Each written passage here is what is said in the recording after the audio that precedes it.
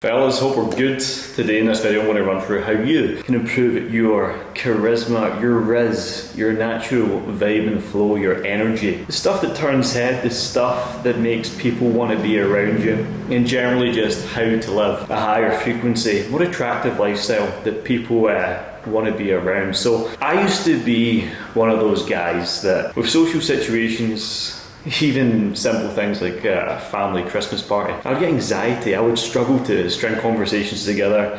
I wouldn't know what to say. I'd get a red face if a girl spoke to me, even if it wasn't in one of those kind of situations where it was going to go anywhere, just like a girl saying hi to me, I'd be like, ugh. And what we need to realise here is, like, I know so many people struggle with low confidence, they don't back themselves, they don't really know how to articulate, communicate, or even hold themselves in a social situation. And the reason I know that is because I was like that.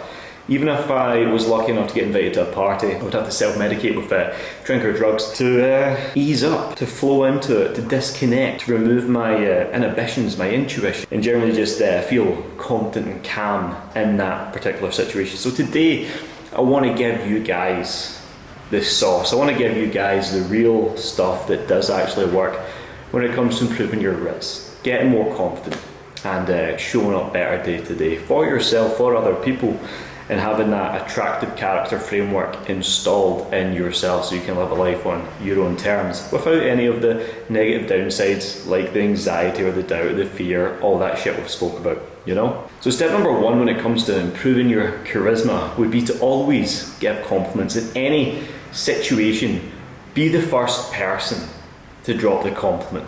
Let's say you're catching up with one of your mates, for example, and even if you find in a conversation with one of your friends that you've known for years that the conversation tends to die out, the best thing you can do is always start with a compliment and say, dude, I love your shoes, they're incredible, where did you get them from? And he'll start the next part of the conversation with a little bit more pep in his step, a little bit more excitement, we'll call it.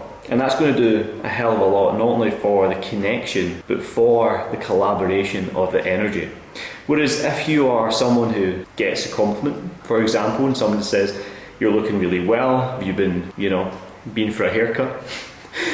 Change your shoes? Have you taken on a new style? You've been working out and you just seize up and just do, well, the thing you want to do in a situation like that is just say, oh, mate, I really do appreciate the compliment, that's great. I have been doing X, Y, Z, and I've been feeling a hell of a lot better about myself.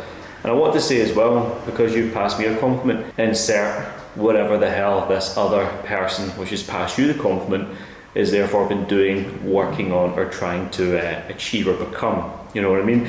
And this is where you can get into a really good frequency when it comes to managing your energy in conversation and social situations. And just by having that reciprocity, you have this, I take that. You have this, I take that. And you just bounce, bounce, bounce. And that's a pendulum. That's a positive pendulum. And you flow with it rather than get knocked over by it, which happens to a lot of people when you maybe give them a compliment. They seize up because they're just little awkward people. Little awkward people. And there was a chap called C.S. Lewis, and he said, humility is not thinking of yourself as less, but thinking less of yourself. I'll pull it up on screen for you, but I think that quote really nicely explains charisma. It's about not really giving so much of a fuck about you, but caring so much about everyone else. Not in a kind of people-pleasing way, but in a kind of reciprocity style. It's like if you're currently on a frequency where you care so much about other people's opinions, you won't take any action. Whereas if you're someone who looks at others and can, understand that they're trying hard, they're doing well, they are working on themselves, and if you can give those comments, those compliments, you will get them in return. And that'll do a lot for your own charisma, because it's like, it's not a selfish thing, but it's a selfless thing. The more you can give to others, the more you're going to get back in return. And that is a really smart way to pivot how to improve your confidence and charisma, because when you now show up better for others, that always comes back in tenfold. It's a cycle, it's cyclical, we should say. So trick number two would always be thankful. In any situation, you gotta hold the door open, you gotta say thanks to the waitress, thanks to the person who just poured you a drink, thanks to the person, even at the till, for giving you, your shopping or whatever it is. You might be in Tesco's, Morrison's, Lidl, You know, for the American guys, you might be in Walmart or something, and if someone is serving you and someone has, you know, packed your bags for you, thank you. I really do appreciate that. Thank you so much for helping me out today. That is really nice of you, you know. And doing little subtle acts of kindness like this will only come back to you in terms of energy, because essentially charisma is just high energy. It's just high connection, high frequency, high cadence with other people around you. And it's about being on that wave of energy, because see, when you're anxious and down and struggle to speak, yeah, it's going to be difficult. It's going to be difficult, but it's a muscle like anything else. And like I said at the start, I was one of those guys that would just be in his own wee world, scared to speak to girls, speak to people in social situations. You know, in a interview once, I nearly pissed my pants because I was so nervous, and that is not a lie. You know, that is not a lie here, guys. But the aim of the game with every social situation when it comes to being recognised as having charisma is your main ambition is to make others feel good. You want to elevate their energy through you bringing positive energy to their life. It's almost like you have a present for them. So if you want to be received and looked at as a really nice guy, he leads from the front, he looks after others, he's kind, he's a gent, then just be good to other people.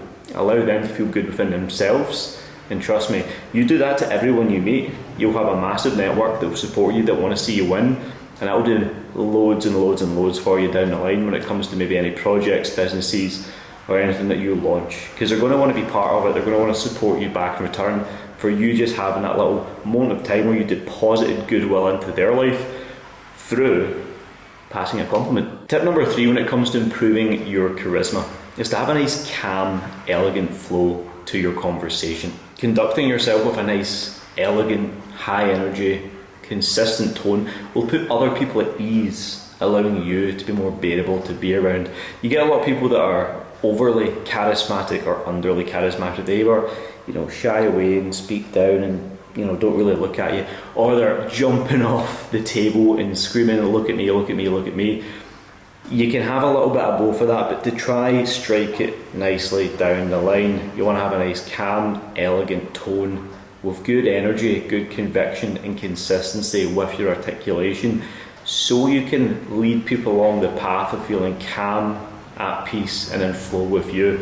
Because people just want to be met at the level they're at, and if you meet someone who's super high octane, super high energy, you can, you know, elevate up to their state and place and match their energy, that's fine. But for 9 out of 10 people, you want to be on that wave, you want to be on that flow, you want to be on that consistent cadence that is easy to understand and, you know, very nice to be around. And that actually leads me nicely into opening up the idea of understand how you speak. The way you speak is everything. The way you articulate is everything. The way you speak to others is essentially how you speak to yourself.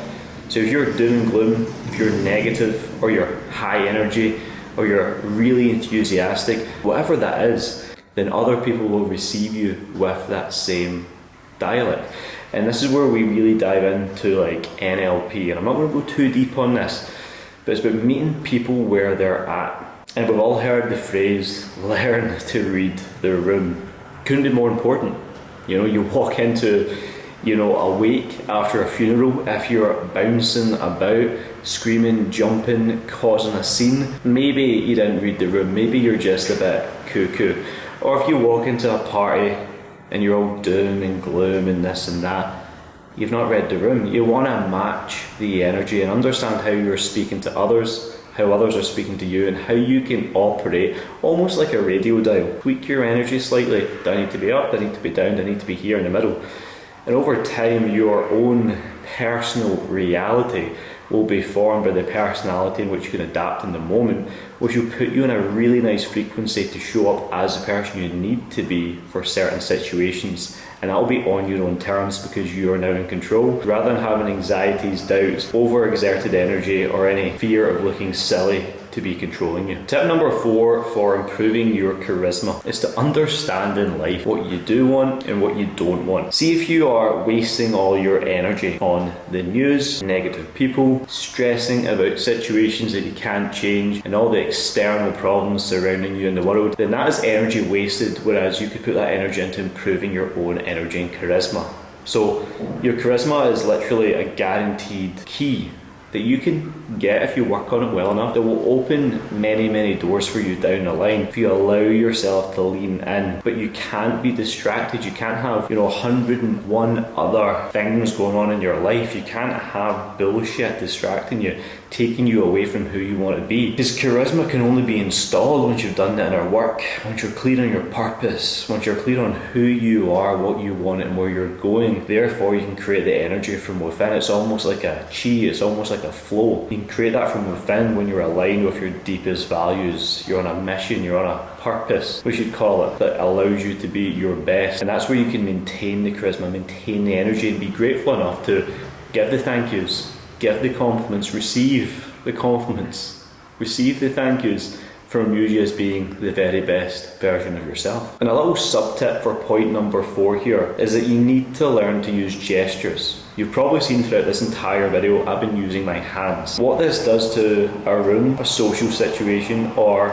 anyone that you're in a conversation with, it engages them. Because I'm personally quite a calm, collected, monotone person, and I'm more of a kinesthetic communicator. I like to feel things through doing things rather than hearing or watching. I have to feel it, So you have to understand what type of person you are. And as I say, I'm a kinesthetic person, so I have to move, I have to be in motion, I have to free flow. And when I use hand gestures, I can keep the attention of others, I can guide them through a path, I can think more clearly because I'm using my brain and my body in unison to create the level of tone, the level of detail, and the level of articulation that I'm actually looking to get across towards the other person. And it also commands a level of respect. So a lot of people, don't even know what to do with their hands, but your hands are there to be used. Your hands are a gesture, your hands are an instrument. So learn how to use them, play music with them, not literally do that if you want. But when you're speaking, you can use your hands to curate a tone, to create a sequence and influence an audience. And that's a really cool place to be. So you need to understand how to use your hands, how to use gestures, and how that can influence how others receive you from a charisma component. And they'll think, he's got something about him. I was really interested in what he was saying. But were they interested in what you were saying, or were they interested in how you made them feel through the gestures, how you enunciated yourself, how you got the point across?